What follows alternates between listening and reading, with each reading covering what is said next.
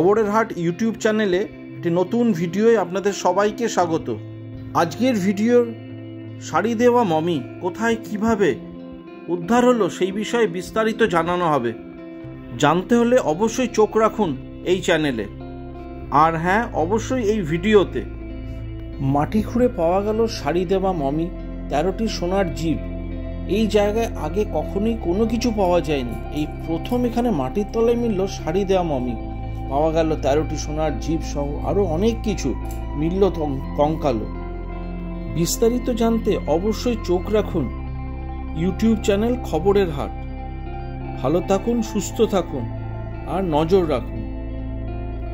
Mummy বললেই যে জায়গার নাম প্রথমে সকলের চোখের সামনে ভেসে ওঠে সেটা হলো মিশর। মিশর নামটার সঙ্গে মমি আর পিরামিড ওতপ্রোতভাবে জড়িয়ে আছে। সেই মমির দেশে নানা জায়গায় পাওয়া গেছে ত্রিকোণ পিরামিডের তলায় থাকা সমাধি ক্ষেত্র। তবে মিশরের আল বানাসা নামে জায়গায় এই মমির কখনো খোঁজ পাওয়া যায়নি। সেখানেই একটি জায়গায় মাটি খুঁড়ে প্রত্নতাত্ত্বিক খোঁজ চালাচ্ছিল মিশর ও স্পেনের প্রত্নতাত্ত্বিকরা। তাদের একটি যৌথ দল, তারাই মাটির তলা থেকে অবশেষে পিরামিড খোঁজ পায়। সেখানে রয়েছে সারি দিয়ে একের পর এক মমি।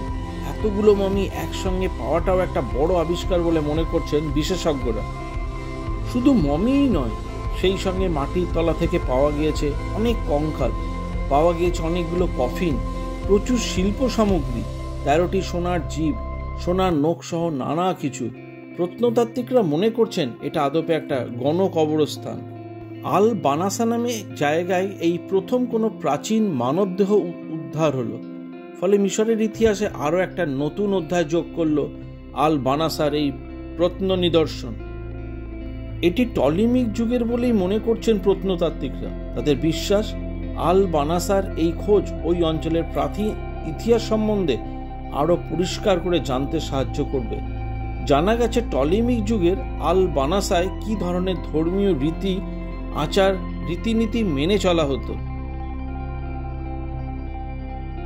মিশর মানেই রহস্য। প্রতিনিয়ত মিশরের মতন দেশ থেকে কিছু না কিছু আবিষ্কৃত হচ্ছে, যা পুরনো ইতিহাস জানতে আমাদের সবাইকে খুব সাহায্য করছে।